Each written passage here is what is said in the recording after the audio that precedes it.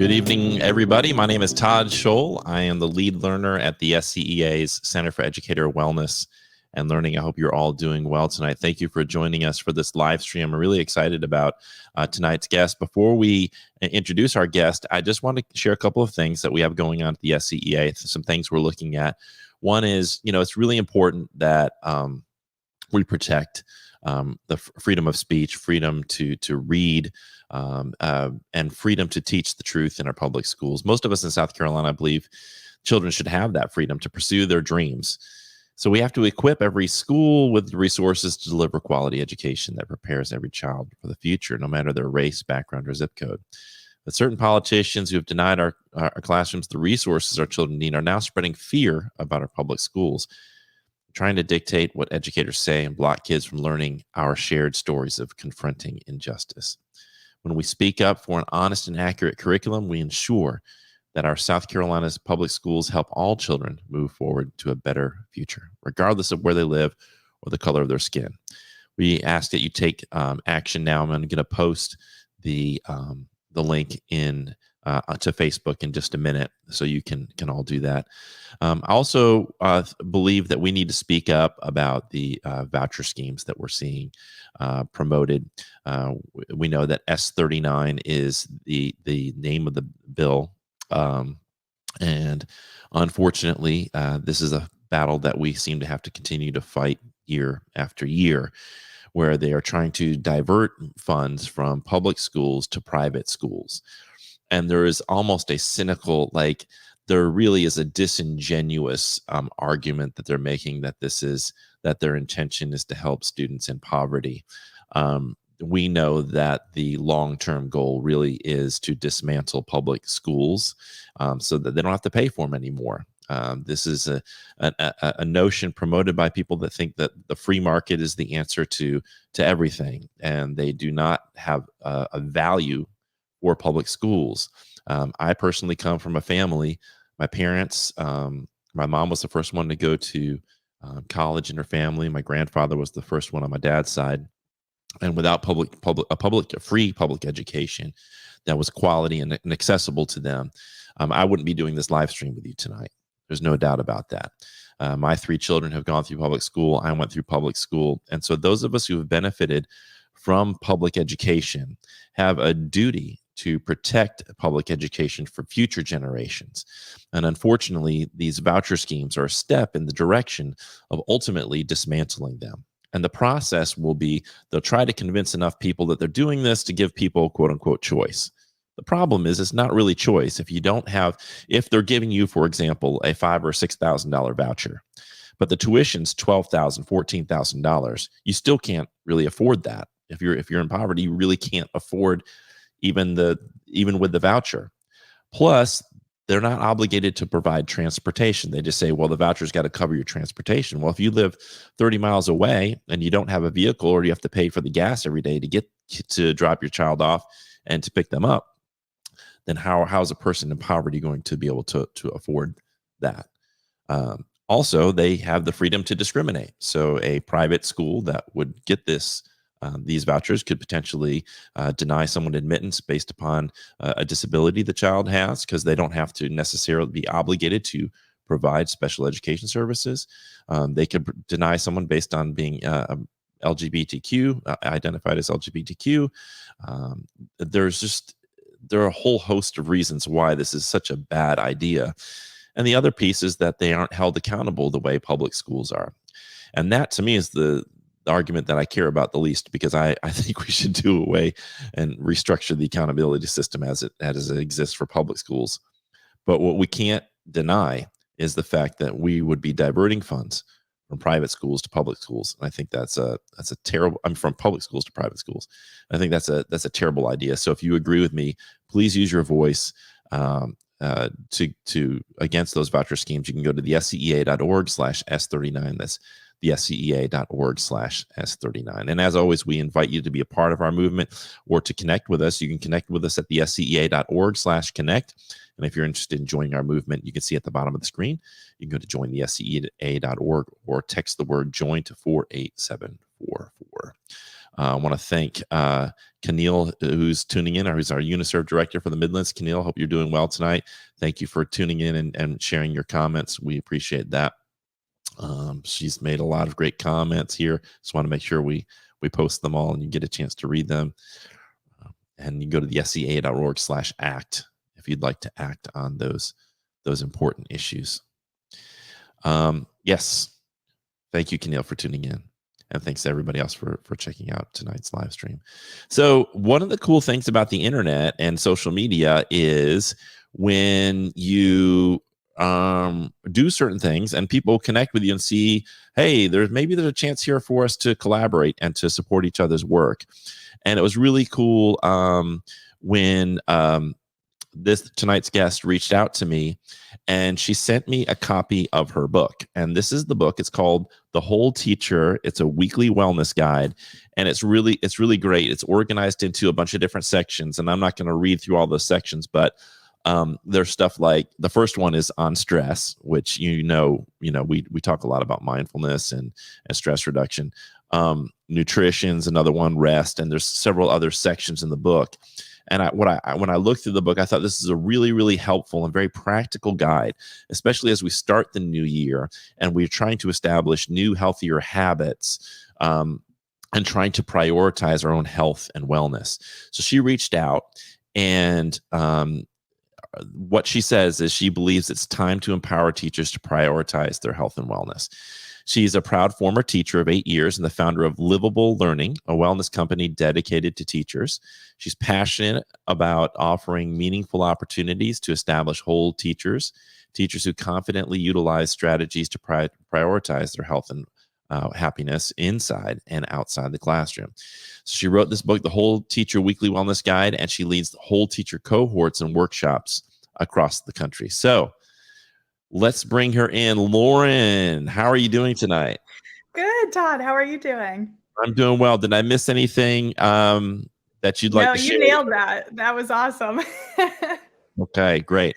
So let's first of all start with talk about your transition. Like you were in the classroom. Maybe you could talk a little bit about your experience in education, and then how you made this transition to being an author and a supporter of teacher health and well-being.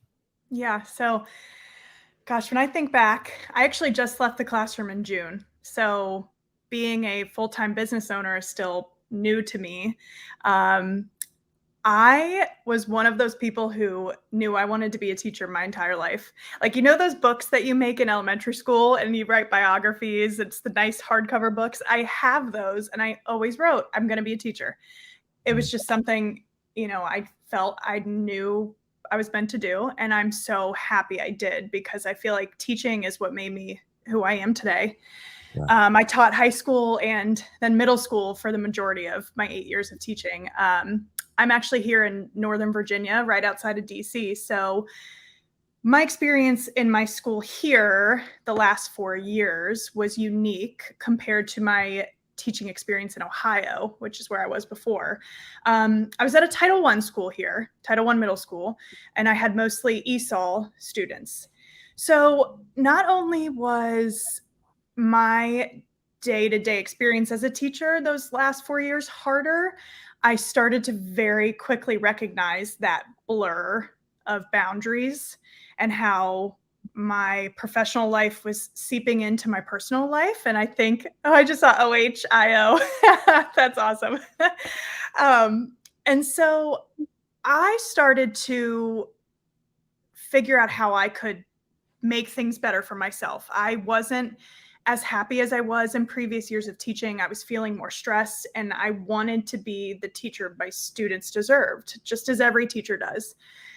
And so I got a master's in curriculum and instruction. I was like, that's my next path. I'm going to work in the county level. And I was very interested in that. But once I started to recognize that lingering stress was keeping me from living each day the way I wanted to, I pursued something different. So I actually became a student at the Institute for Integrative Nutrition.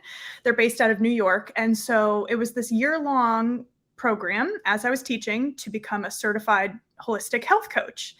And that was something I never thought I was, going to graduate from a program to become a health coach. And it changed my life because I started to understand holistic health. So viewing someone as the whole person, which is obviously where the whole teacher came from.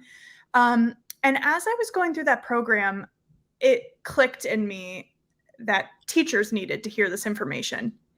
And the reason that clicked with me is because teachers have the most unique job.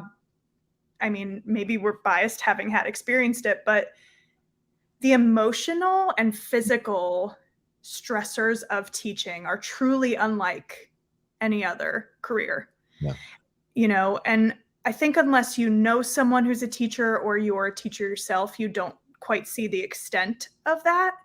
Right. And it just suddenly dawned on me that I was like, okay, how are teachers not provided professional, meaningful opportunities to learn this type of information? We get those whole professional development days, and of course we're going to, learn new strategies to help our students, which is important, but I never attended a professional development that was about me. That was about taking care of myself first and about how to actually do that. Yeah. And that realization, that light bulb moment for me is what sparked me to start writing the book. And then I started doing some like mini workshops at my school and in the county. And then it got more and more. And I was like, you know what? I'm going to take the jump and I'm going to do this full time because I just feel like this is such a needed space. So Right. That's how I got here. Yeah, that's great. Yeah, and I think that's, we have that very similar type of mission, which is, that's what I was seeing. I started doing work at a state agency that will work to recruit and retain teachers, and what I was seeing was just a lot of teachers suffering, and the response to that is like, yeah, here's a new thing you can do with your kids. Yeah. That's the primarily, like you said, professional development has been. Here are some ways you can maximize student achievement through this new technique or this new whatever app or whatever. And like you said, all of it's important. It's an important part of what we do. But what we were failing to do was to pay attention to what was going on inside teachers. And we've seen, the stress levels, they were already high, but then the stress levels continue to increase. And then you go through the pandemic where they increased even more. And now you've got layered on top of that all of this stuff that educators are having to face about being, accused of indoctrinating kids and all this other political stuff that's really just a distraction. And I think it's just a lot that educators are having to deal with. And as a result, we're seeing so many of them with mental and physical health crises and then leaving the profession just to save themselves. And that's such a shame because that ends up hurting students more than anything when good people leave the profession. So I love what you do. And I think that needs to be a priority for all school leaders and people like you in place to support our educators holistically, because it really is about prioritizing everything. Like I really talk to a lot of young teachers, especially. It's so easy in the profession to put yourself on the back burner, to put your health, your diet, your nutrition, exercise, all that stuff gets sacrificed so that you can get more done for your students. And then you wind up 10, 15 years down the road with enormous health and mental health issues. So let's talk a little bit about your book, because I think that's important. Thank you so much for sending me that copy. Oh, of course. I appreciate it. Why don't you talk a little bit about the book and what inspired the book, and if people are interested in it, what they're going to find when they. Yeah. So when I think back on this whole process of writing this, it's still surprising to me because I'm all of a sudden now holding this. And this took me about a year and a half, as I was going through the program, I had started writing it, and then the actual design of it was such a neat experience. And so, it's so cool to be able to talk about this. And I'm so excited to share it with people because my goal was to one, most importantly, show teachers that there are simple strategies out there in all categories of our health that they can implement not only at home, but also at school. And so when I was planning this out, I kept thinking to myself, every strategy I put in here has to be something that's not only realistic, but that's also quick, because we know that the teacher's schedule is pretty much second to second, and they're not going to be able to spend 25 minutes during their one planning period to do something. And that's okay. I wanted them to recognize that that's going to be the scenario for, the duration of their career, but there are ways around that. So just to kind of show everyone, I will start by actually, Todd, before I get into the tabs, can I share my screen? It's just so I can show the categories of the whole teacher. Yeah. Okay. Yeah. I think that would be helpful. Yeah. I think so too. Put this over. Yeah. So do you see that? Yes. Okay. So this is how I laid out the entire guidebook. So I came up with 12 whole teacher categories, and these were based on things I was learning in my health coaching program, but I adapted categories specifically to teachers. And you'll notice that it's intentional that only one of the categories is passionate teaching. So the others involve, I won't read each part of it, but just stress, nutrition, joy, movement, social life, creativity, rest, finances, mindset, environment, and relationships. And as I was learning about holistic health, as I said before, started to realize that, wow, all of these relate to our lives inside the classroom too. And so the goal of this book is to equip teachers with actual strategies inside and outside the classroom. So basically, if you look at how this guidebook looks, it looks a little small, but there are those 12 tabs on the side. So the 12 categories are the 12 tabs. Then I was pretty intentional about the order. Teaching is last, because I want teachers to work through this and recognize that they're prioritizing all these other categories. And then all of a sudden they get to teaching and they're like, wow, teaching was not the problem. It was all these other categories that I now learned to prioritize. So there are 25 weeks total. So it takes actually about 6 months to work through this guidebook. And the way the tabs work, so just as an example, the first one's stress. So it has all the holistic health symbols. And then there are 3 weeks in the stress category. So just as an example, the first one is utilizing deep breathing. And so I always write an intro, and the intro is very intentional about connecting that strategy to teaching. So why does that actually impact teachers? And then when they open up to the week, every week looks the same, kind of looks like a planner.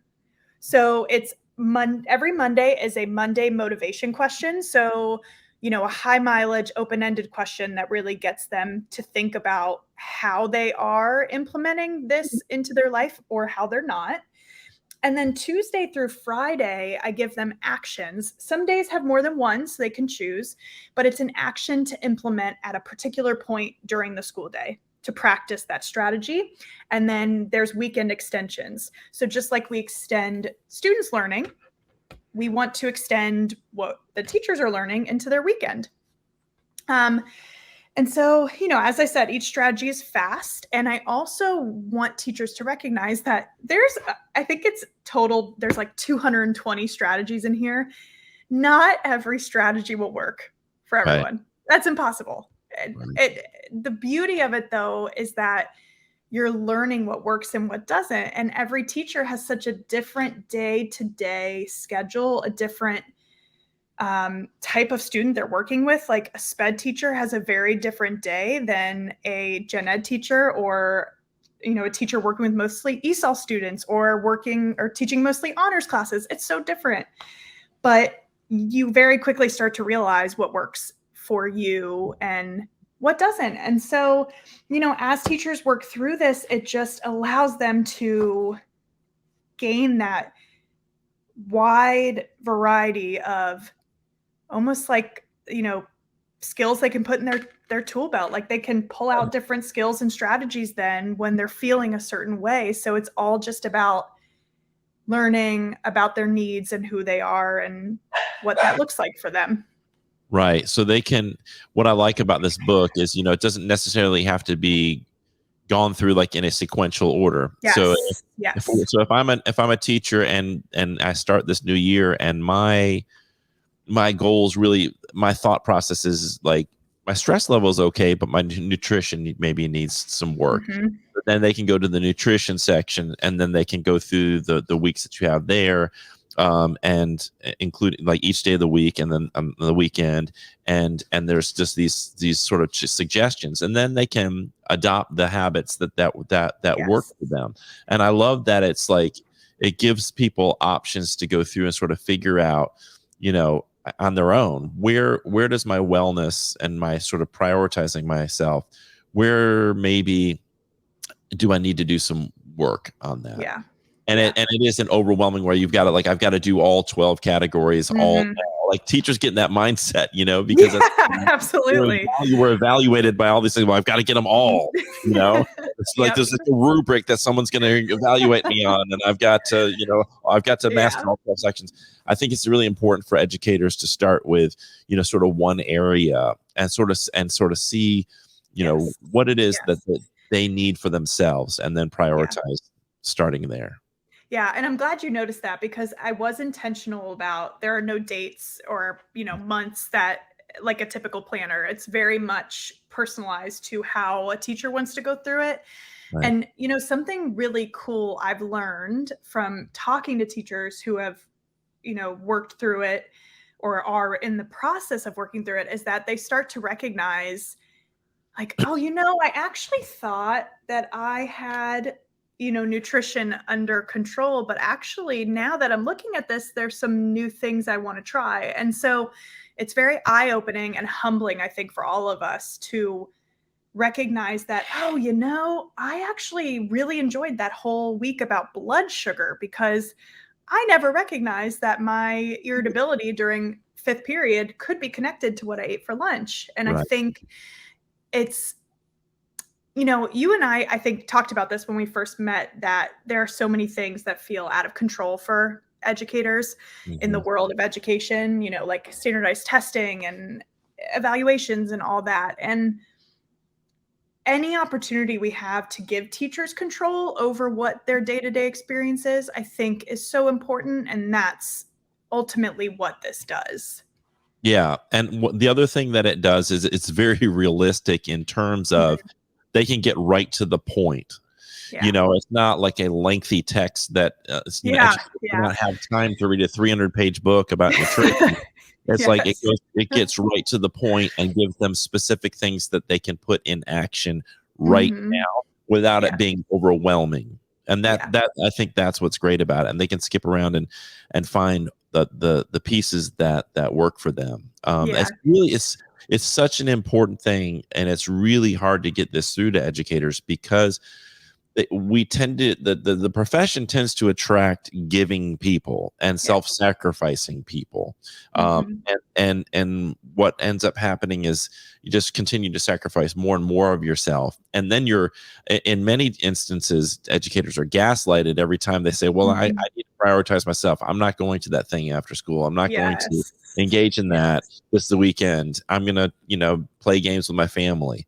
And it's like there's this, sometimes I think what happens is there's this pressure where some of these teachers who get a lot of pats on the back and say they're a great teacher, they're the ones who are burning themselves out, and then the other educators feel like, well, I got to keep up with that because that's kind of like the standard. And then you feel like if I don't keep up with that person, then am I slack? Am I not gonna be eligible for teacher of the year? Like whatever internal pressures there are. And it's like, really, educators just need to step back, and the entire really system needs to step back and say, we're human beings first, and let's take care of each aspect of that humanity. And then we actually will be able to keep these teachers in place. They'll be well, and they can stay in the profession for a longer period of time, hopefully throughout their whole career. That got me thinking about the last couple of years when I truly started to practice what I was preaching, practice what I was learning with wellness. I started to notice that I was making very intentional decisions at school. So, for example, I was lucky. I had 2 planning periods actually at my school, which was awesome.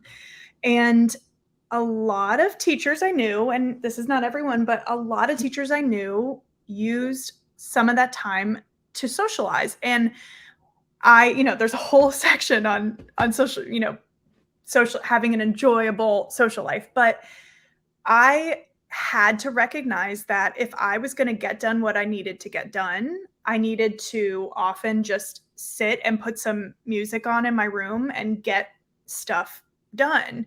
And I wasn't necessarily going to go to my neighbor's classroom to talk to everyone. And could I do that for 5 minutes? Yes. But then would I need to leave? Yes. And go back to my room. And then other decisions were, like I was allowed at contract hours to leave at 3. So I was always out of there by 3:30. And were there some days I needed to stay? Yeah, that would happen once in a while. But I started to recognize that when I held this boundary to myself, then I was more just strong with my time management. Like I said, during my planning periods, I made more intentional decisions of how I Yes. utilized my time. And but like you said, there is still this unfortunate stigma that, and I've heard teachers say comments like judging others for, oh, that's the teacher that gets out by 3:30. Yeah, they leave And right it's when the like, bell is. Yeah, yeah, when I first started teaching, and at first I was like, well, I guess I can't leave when even though I don't have any other work to do, I guess I can't leave now or they're going to judge me. And then yes. Oh my gosh. it took me a few years of kind of getting a little more confidence in myself. So Yes. if I don't have work to do, I'm leaving. Like I'm not leaving Yes. when my contracted hours are over. Yep. I'm going to leave unless there's something I really need to stay for. I'm not, or want to stay for. I'm not Yep. going to stay, and I'm not going to get here early. And I'm going to, I'm going to work my hours. I'm going to do my job. And if someone else wants to judge me for that because they stay after every day for 2 hours, well, that's on them.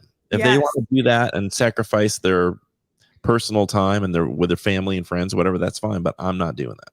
Yeah. And amen to that, because I just feel like it's a hard truth for a lot of people to take a step back. And I can confidently say that a lot of times, anytime I heard a teacher say a negative comment, kind of judging someone else for having those particular boundaries, knowing that person, I think it stemmed from something a lot deeper. I think it stemmed from maybe they might not be prioritizing things that they know they should be when they go home. And so then it's easy to judge someone for being like, you know what? I actually, to be the teacher I even want to dream of being, I need to leave. I'm going to go on a walk. I'm going to have a nice dinner. And then, you know what? I'm going to read, and I'm not going to get home at 6 p.m. because then I can't do those things. And I also started to recognize the trickle effect, because I started talking about that more to people. And then even just my actions, that I started to make it just seem less of a bad thing to the people I was closest to at school. And I would encourage them to leave. I'm like, well, why are you staying? Why are you still here? Why did you stay until then? And usually people can't even fully answer. They're like, oh, well, I had to catch up on grading. I'm like, well, did you have to, or could you have done that earlier during your planning period, or could you do that tomorrow? I want to normalize, like when people have planning, I'd like to normalize like going on walks, meditating, Oh, yes. doing nothing, Yes. reading, listening to music. I want to normalize not feeling like you've got to fill that planning time with schoolwork all the time, and that you have to stay after for a certain amount of time. And what we've got to do, and this requires collective action, which is where the SCEA comes in, which is why we've combined, like, so when you talk about self-care, and I love the quote, it says trying to build a life that you don't regularly have to escape from is the best definition of self-care that I've ever heard. So But when we tell people that, it's easy to say, well, take care of yourself, prioritize yourself. But then we've also got to collectively, as educators, our profession needs to come together and say together, we're not going to stay after, an hour or two beyond our contracted hours every day. We're not going to come in on the weekends unless it's something that we volunteer or want to do, or unless you're going to compensate us. We're not going to, we're going to utilize our planning period the way we feel like we need to. We're going to own our own professional learning. Like, stop giving us this top-down stuff and force us to go to PLCs that aren't even necessarily relevant to what we're doing. Let us choose. Maybe what an educator really needs is that time to meditate, or that time to on a walk, or to create a diet plan for the week, like their meal plan for the week, or whatever it is. They don't necessarily need to go and learn more Kagan strategy, whatever. Nonsense that they're going to drop a year or two from now anyway. So it's like, that's where collective action has to come in, which is why we promote being a member of the SCEA, which also makes you a member of the NEA, and being a part of a collective movement so that you're not alone in advocating for that. Yeah, and you're so right about it starting from the top. And that's why conversations like this are important. And I'm glad that they're finally happening. I feel like so much more can be done. But I think it is all just getting on the same page. And I also believe, we've talked about this before, how a one-stop shop of a workshop isn't effective enough. And I do think there are so many workshops I attended that were inspiring, and I walked away from with a new book, that I probably wasn't going to read the whole thing of, but feeling inspired and feeling like, oh, these are some new strategies I can use with my students. But I think with wellness, the only way we're all going to understand how impactful it is by having longer conversations about it. And so I applaud, an administrator or a school that's going to have like a wellness workshop. That's great. But what I also sought out to do was ask myself, how can we create resources that are not just a one-day thing? Because that's never going to solve the problem.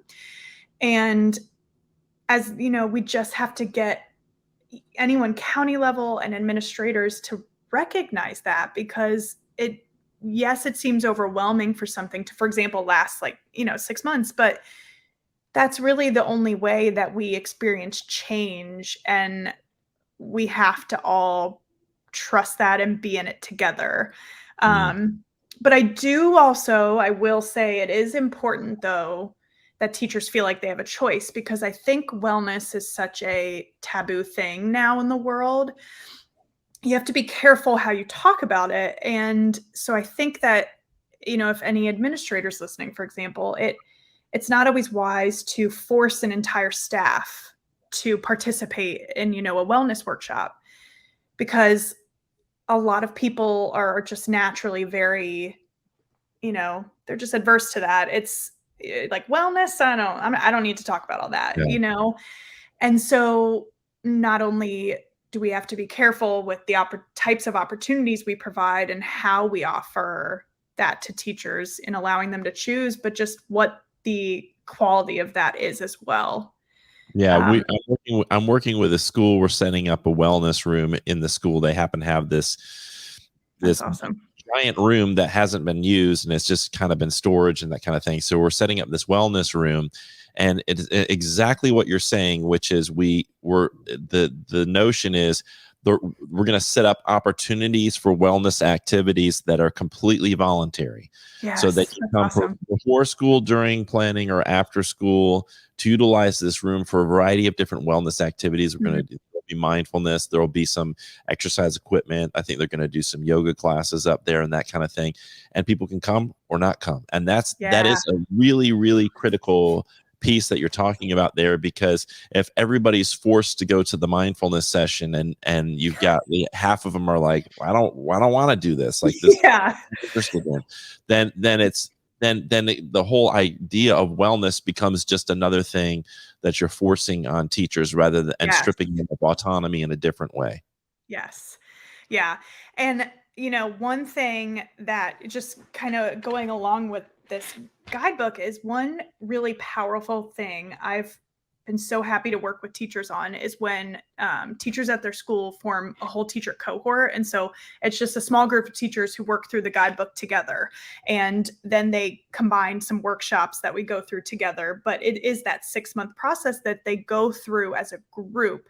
But again, it's all choice. So the biggest cohort I've worked with has been 22 teachers, obviously not anywhere near the entire size of a staff. And those are the experiences that are truly impactful. Like I've done a whole school workshop, and yeah, it's an awesome feeling. And it's so cool to see the teachers talking about all this. But again, it's just not quite that same connection where I've made a choice and I'm here because I want to learn. I see how this connects to me. And the more opportunities we provide for teachers to have honest conversations by choice about all of these topics, the more impactful it will be. Absolutely. Yeah. I know you had some other slides and we still Oh, have your sure. slide deck up Well, there. So you want to go through yeah. those? Let's make sure we get through those. A few things. Well, we've kind of naturally talked about a lot of this, but something I love to always point out to teachers is that it is hard work to prioritize our health and happiness. And the examples we were saying earlier of being like, hey, I am going to leave at 3:30. That's not necessarily the easy decision to make. It's actually easier to say, oh yeah, I'll stay until 5 or 6 and be the one that's here. It's harder to say no, I'm going to go. And so, the purpose of discovering these strategies is to do the hard inner work, because that's the only way that sense of passion and purpose will ever be reignited within ourselves, which will then impact the fulfillment teachers feel. And I just want to share a couple of these. I have some statistics that truly are staggering and shocking when you start to recognize that, this is not just one source that is starting to uncover that teachers aren't feeling fulfilled and that there's a problem. This is anywhere you look now on these dependable sources, these dependable websites, they're all looking into this. And so, for example, these 3 are from the National Education Association, but Yeah, love that. yeah, they released that 55% of educators that they surveyed were thinking about leaving the profession. And I just wonder, what other profession are more than half of them considering leaving? Right. Because if you're considering leaving, you're not able to put in all that you are into your career. And as you said, teachers are so selfless. And if you're already wanting to leave, but then you're trying to be selfless, that's exhausting. 90% of those teachers said that feeling burned out is a serious problem. 90% of them. I mean, there's no argument there, This is local to me, but I did just think that this information was so shocking. This is from the Washington Post. This is showing the local counties in the DMV area, their increase in resignations over the last 2 years. Look at those percentages of some of those counties. Fairfax County is one of the largest counties in the country, and they had an increase of 45% of teachers leaving. It's, these percentages I really, really doubt are being seen in other professions in percentages of resignations. It's just outrageous. 96% in Arlington public schools. Wow. If we keep going, even Johns Hopkins, this established university is starting to research this, and they found, they stated a lot of teachers are not being prepared to monitor and mediate their own mental health. And that's a whole other conversation of trying to get this into, undergraduate programs and things like that. Yes. But it is true that when you're experiencing a career where you have to combat compassion fatigue and then also be Mhm. creative and just 1 second to the next, it's so many different emotions. How are we not talking about Yeah. strategies to refuel? Yeah, no, that point about preparing future teachers, like in our Mhm. college and universities who are in teacher ed programs, um, like it's yes, you need to learn how to write a lesson plan. Yes, you need Yeah. to know certain methodologies, but then to me, the number one thing they should learn, the number one thing that they should learn in their undergraduate studies is how to protect their own health, how to set boundaries so that they Yes. don't burn themselves out. Because the whole point is if 50%, I don't, the last number I heard was 44% 55. of Oh, yeah. teachers in the first 5 years are Oh, leaving yeah. the profession. Yeah. Well, if you're in the first 5 years, if say nearly half of educators are leaving in their first 5 years, you go to college for 4 or 5 years, and then half of them are leaving. So what was the Yeah. point? And the whole Yeah. point is if they're not taught to prioritize their well-being, they're going to get burned out. They're going to want to leave, Mhm. and then they've wasted all of that time getting a degree that they're not even using. Yes. And I wonder, I bet a lot of people would say, like, oh, that percentage is so high because it's just teaching's not what they thought it would be, or the students are challenging. And it's everyone goes into teaching knowing that it's a hard job, that knowing that you're experiencing different types of learners and different behaviors, and you are needing to be creative and make lessons. Everyone knows that. And so I argue that it really has nothing to do with that. It's just this reality of starting to recognize that the feelings that are involved with teaching are very impactful, and going to high school and then college don't prepare you for the emotional and physical stressors of teaching. So if you were never prepared to deal with that, then of course you're going to want to leave within 5 years, Right. And the you system is know. and the system itself has become toxified by Yeah. the accountability movement that was in I think I giving everybody benefit of the doubt was intended to try to ensure that all kids had a quality public education no matter where they were. Mhm. Let's just give everybody the benefit of the doubt and say that the accountability movement was built on that intention. But what's happened is it's become the tail that wags the dog in the sense that the testing, the standardized testing scores Yeah.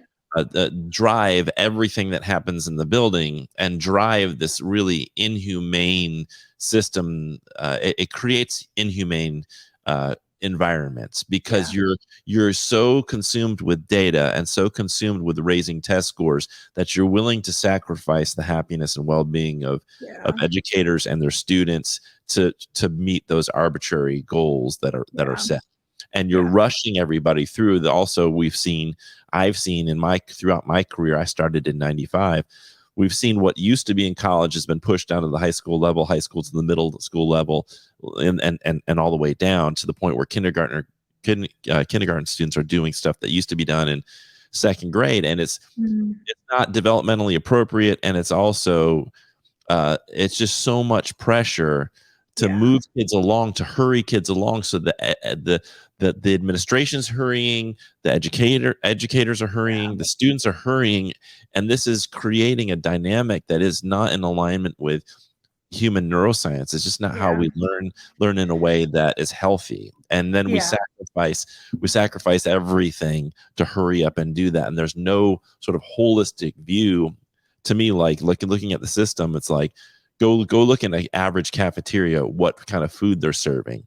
And that's like representative of the whole system is not designed to make anybody healthy or happy. It's Yeah. just it's been wrapped around this accountability thing of Yes. maximizing test scores, and Yeah. until we recognize that, until we fix the system, then Mhm. educators, I think educators and their students are going to continue to suffer.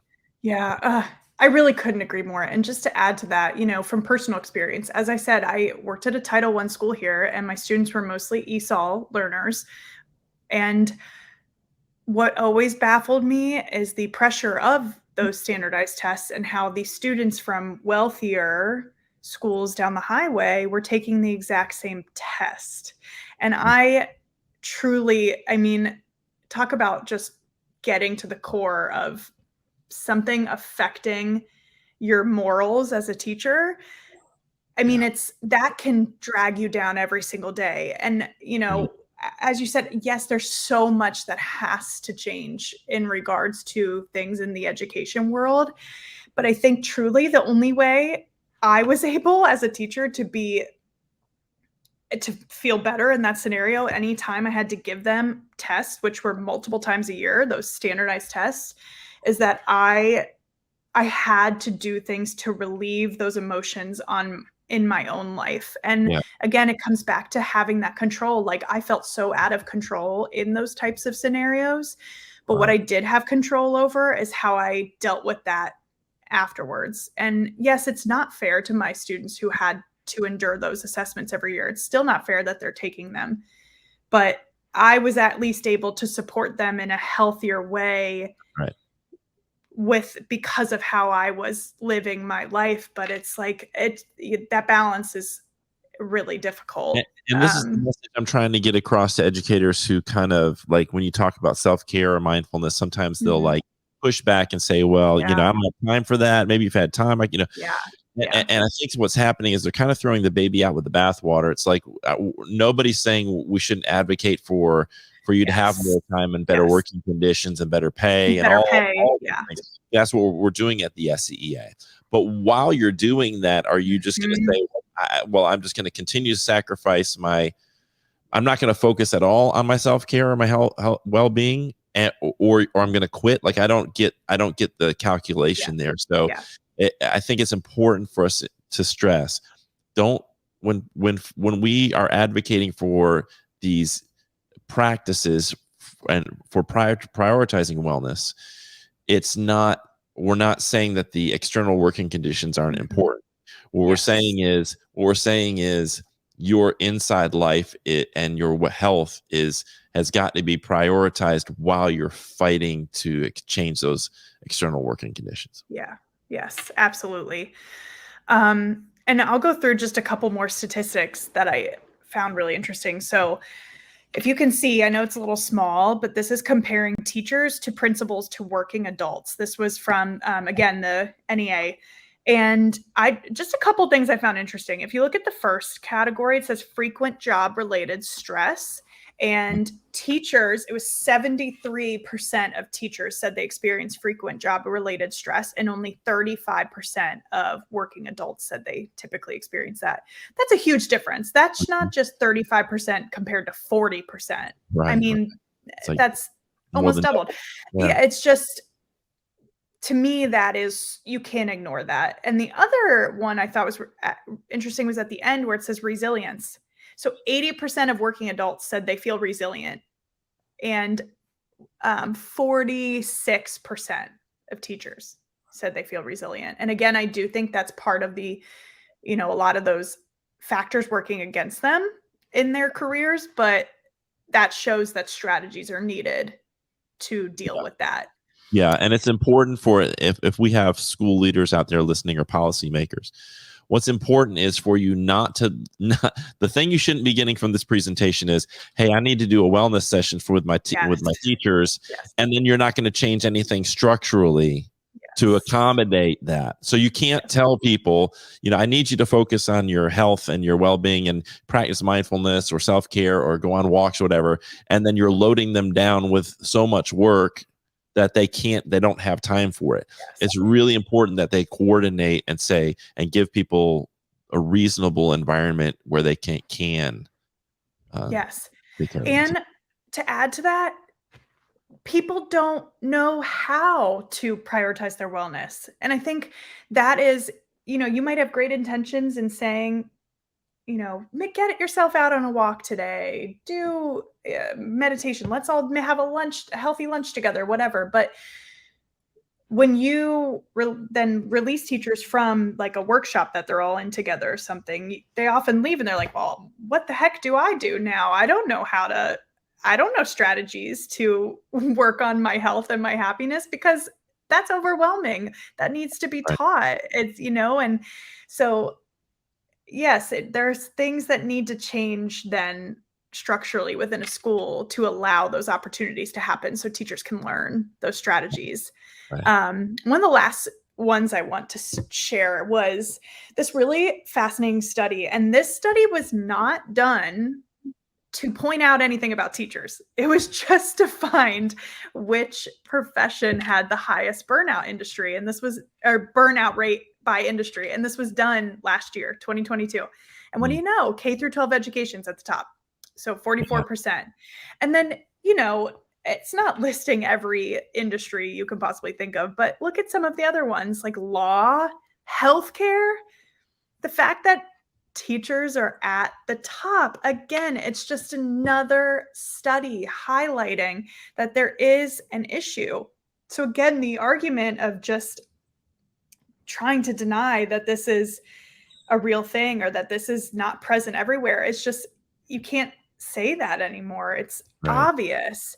And, I think this sums it up really nicely. And this is from the National Institutes of Health. So even the NHI is researching why teachers are experiencing such intense emotions. And, they word it as teachers' health has received much more attention over the past century since school teachers have emerged as a category of workers highly prone to a variety of psychological, mental, and physical problems as a consequence of the stress and attrition they are dealing with every day. And I just think this perfectly sums up everything we've talked about. It's just that recognition that there are unique experiences that teachers are dealing with day in and day out. And then, of course, they're going to have this buildup of stress. And of course, they're going to want to leave teaching. And so, again, it all just comes back to providing those opportunities that teachers deserve. Absolutely. Well, we are closing in on the end, and I want to make sure I posted the website livablelearning.net, and that is where you can find out more about Lauren's work. And if you go there, you can order the book if you are interested. The Whole Teacher Weekly Wellness Guide that is available on the website, along with her contact information. So if you want to work with Lauren and invite her to do some things with your school, or just if you just want to reach out and have questions for her, contact information is there. What else do you need to share with folks who are interested in connecting with you, Lauren?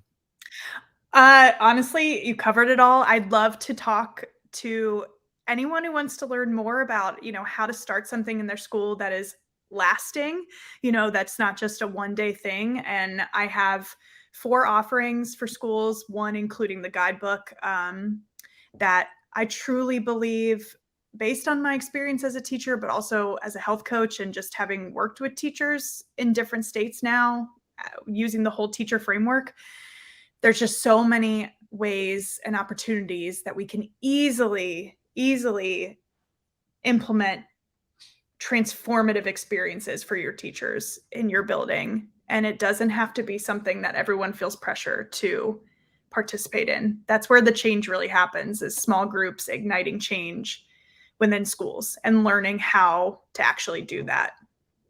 Awesome. Do you want to share your email address, or should they just go to the website? Sure. Well, actually, I can pull that up on a slide. I have Let's do that. all the information right there. Perfect. So email, website, social media, stuff like that. But awesome. honestly, go ahead. Go ahead, Todd.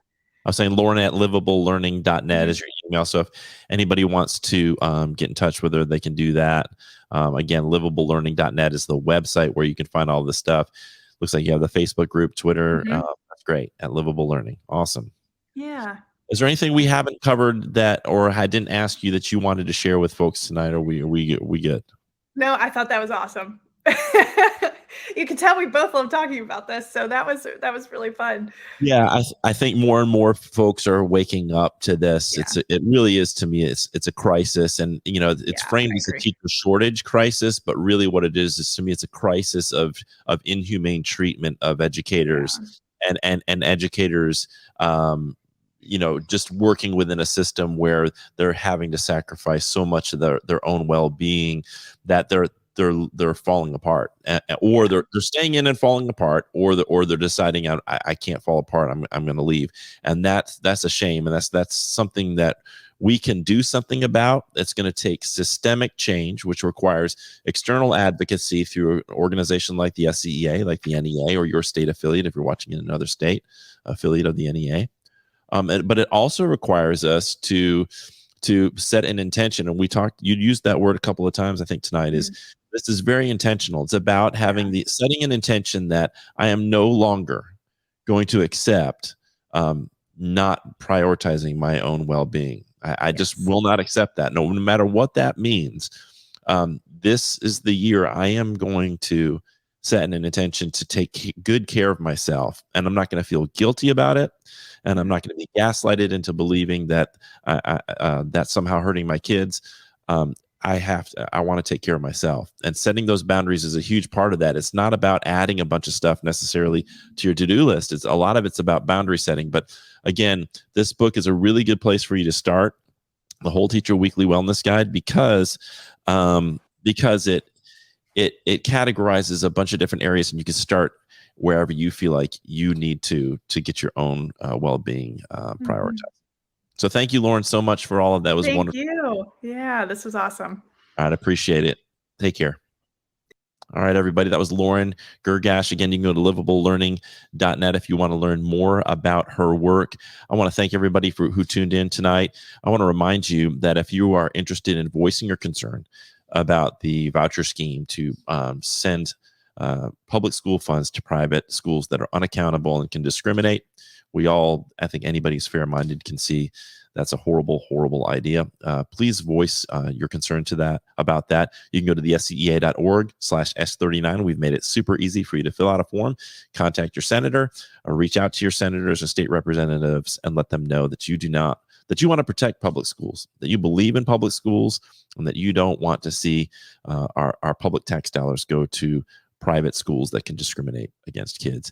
We also would encourage you and I put this link so if you go into the comments, if you're watching, you can go into the comments, you can click this, and this is another thing that the SCEA has been fighting for, and that is to ensure that teachers have the freedom to teach young people the truth about American history. I never thought that would be controversial, that we would want to teach kids the truth about what's happened throughout American history.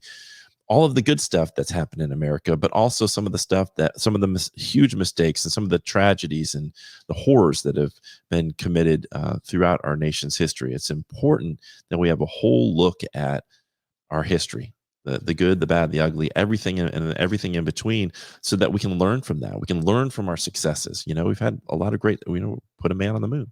Great. But we've also had some horrible things that have been done, and we have to learn from those mistakes so we don't repeat them. And if we don't teach that in history, then we're not learning from those mistakes. So please support our efforts to ensure that young people and educators have access to the truth in our public schools. It's crazy to me that that's even an issue. I want to preview Thursday's session coming up. Really excited about this. I want to thank Adrienne King, who is the president of our local association down in Charleston. The Charleston County Education Association is going to have 7 members come on Thursday night, 7 to 8 o'clock, right here. You can go to the Cool Facebook page, my personal Facebook page, or the SCEA's Facebook page, and tune into this. We're going to have a panel discussion about some of the issues that educators in the Low Country and across South Carolina are facing. This is a really great panel.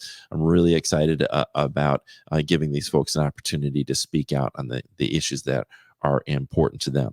So we hope to see everybody Thursday night, 7 o'clock.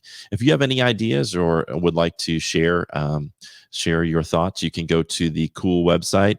There's a contact form on the Cool website. You can also request free professional learning from us at the Center for Educator Wellness and Learning. We will come to public schools in South Carolina for free and offer we have a wide variety of sessions that we can offer your school. And all you have to do is go to the cool.us website and fill out the form, and I'll get in touch with you within 1 or 2 business days, and we'll get something worked out. I want to thank, again, our guest tonight, Lauren Girgash. Thanks, everybody, for tuning in. We'll see you Thursday night for our next live stream. You guys have a wonderful week. Bye.